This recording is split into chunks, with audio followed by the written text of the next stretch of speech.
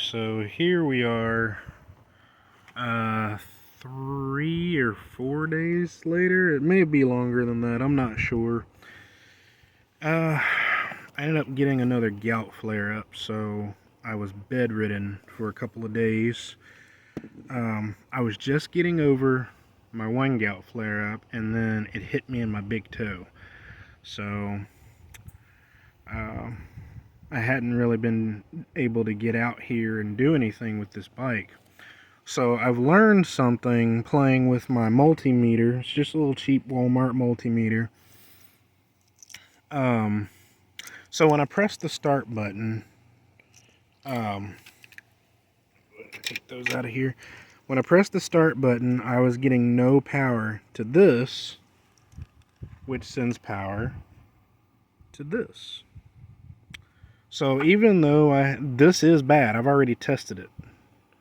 I've already put positive to one side and grounded off on the other, and it's a very weak click. And even when it clicks and you test to see if you get continuity between these two, no, you do not.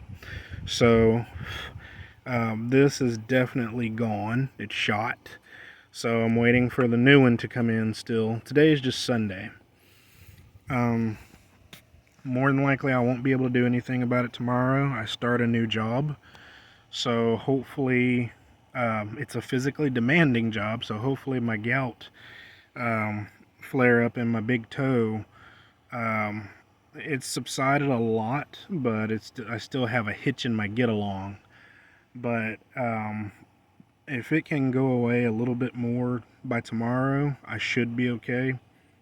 You know, first impression says it all. I don't want to go to this job and then be a whiny little punk, you know, sitting in a corner because my foot hurts. You know, for those of you that have gout, you know how painful, excruciatingly painful it is, and how hard and difficult it is to have a simple range of motion.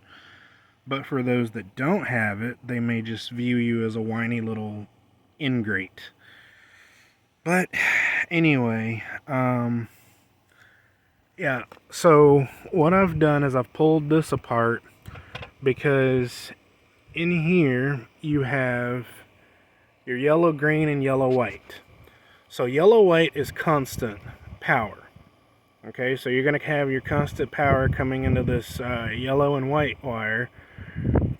And then as soon as you push down on this button here, it bridges it and sends power over to the yellow-green.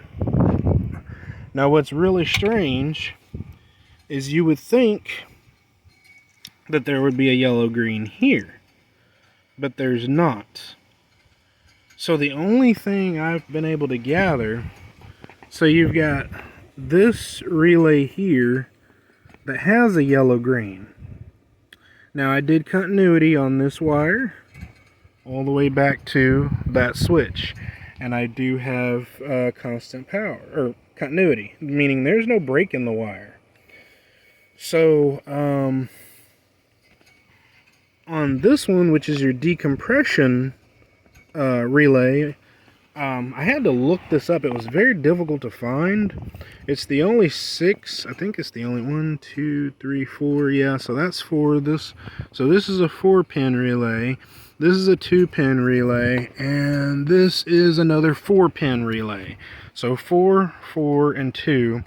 And this one is a 6-pin relay, which goes right here. If I can put that back. There we go.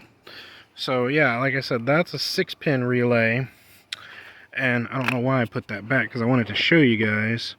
So you've got this red, which is constant power.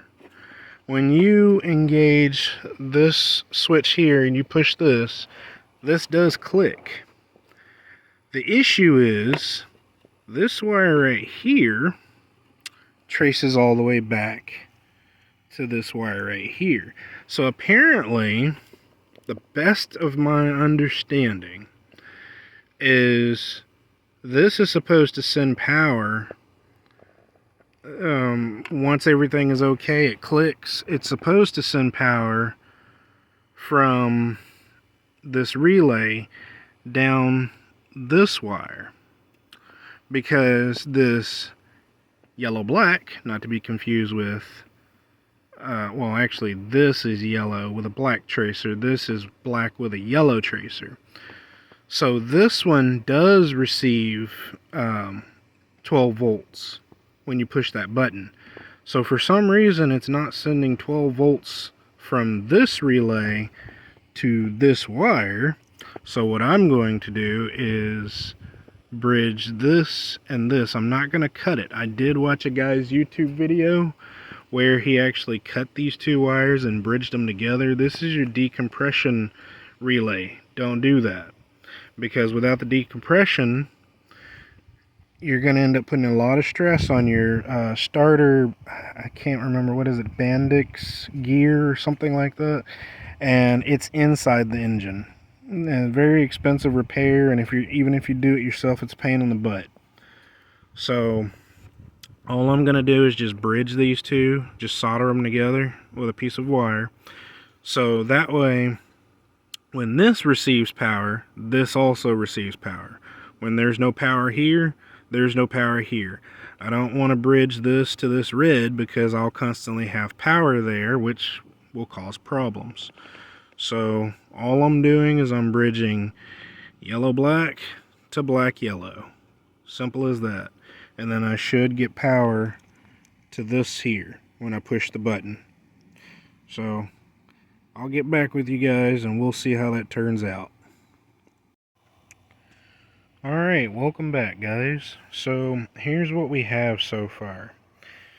Alright, so I haven't covered this one up yet, but I have this side tied in to the yellow with the black tracer, and then over here I haven't covered it up yet. This is the black with the yellow tracer. So all I did was a bridge. I didn't cut anything. I just tied into it. Sorry, I'm getting attacked by flies here. So anyway, I have my multimeter on. It's connected to the terminals, or well, the harness for the terminals on this piece here. Now, my battery is weak because I've been dealing with this headache for so long. But let's go ahead and turn the key. As you can see, there's nothing. Now I'm going to press this button, and because I've bridged these two, you should see some sort of voltage. There we go. Alright, 3, 2, 1. There we go. So, now all I have to do is wait for the new starter solenoid to get here, and then I can put it back together and be good to go. I'm going to go ahead and put my tank back on. I think it's supposed to rain. I'm not sure, but I think it may rain. So if it does, I don't have to worry about rain getting down in here and getting everything wet and corroded and all that.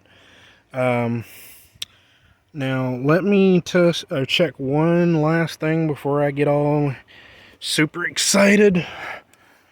And this is my little setup. Here's my soldering iron. This is just a cheap little eBay digital. It goes up to 400 degrees. And then this is a Mophie. If you guys aren't familiar with what these are portable jump boxes that you could also charge your phone, and you can also run small things. Don't think you can make you a cup of coffee or use a microwave. It doesn't work that way. But you can use a solder on it. But like I've tried using plugging in like an angle grinder. Not gonna happen. So don't even try it. It's just speaking from experience. But yeah, oh, and it also comes with a little flashlight here. And then again, you plug in your little cables here to jump your car. So it's pretty cool. It's a little pricey, but it's well worth it if you keep it charged, keep it in your vehicle. If you're out and about and your vehicle battery dies and no one's around to give you a jump, or people are just being a-holes, it's really awesome to have something like that because you can jump start your own vehicle. So anyway, let's look at this decompression valve and see if it works when I push this button down. Yes, it does. That's all that matters. So I need to charge the battery up, but problem solved. Later on, I will try and replace this relay. It's just right now, you know, like I said, I'm starting a new job. I've got 2 kids to worry about, plus my wife and myself. So I have a pretty good sized family. And I can't justify spending I think it was $125 before tax. So after tax, you're looking at like 130 odd some dollars. So, I mean, my family's a little more important than this damn toy, because that's really what this is. I mean, yes, it's great if you're going to go to the store and you've got like one thing to pick up. You don't have to waste gas, or in my case, diesel or gas. But, yeah, this comes in handy for a situation like that. But really, and honestly, in the end, this is a damn toy. And I'm not wasting that kind of money on this when I can put that money towards my family. That family comes first. So once I'm a little more, actually I know why I didn't put that back yet. I need to tie that off. That was going to be bad. But anyway, let me go ahead and end this here. It's super simple. Because like I said, I would have just been angry and upset again. You know, once the new solenoid got here and I hooked it up, it was going to do the exact same thing. What really got me to thinking to trace all these different wires, like I said, I have a remote start on my bike. Well, I was getting power to here. You see this blue wire? That's what I put in here. That's coming from this box. And it's not, this is an antenna, not this blue wire, but this blue wire right here is what's coming from this box. It's just a little cheap motorcycle remote start. And it's got, you know, your unlock, lock, alarm, and remote start. So, you know, I was getting power, the box was powering this. So, you know, I was getting power sent to here because of the box. Well, this yellow-black wire wasn't sending any power at all. So, you know, that's what threw me off and got me to thinking, well, hey, I need to dig a little further into this and see what's going on. So, yeah, like I said, this is a temporary fix, but I'm betting that this relay is starting to fail. That's the best thing I can think of, because like I said, this right here is constant power in. Even right now, let me go ahead and pull this off of here and show you guys. So even though no key in the bike, let's stick it in this big red wire here, and as you can see, 11.90 volts or 11.90 volts.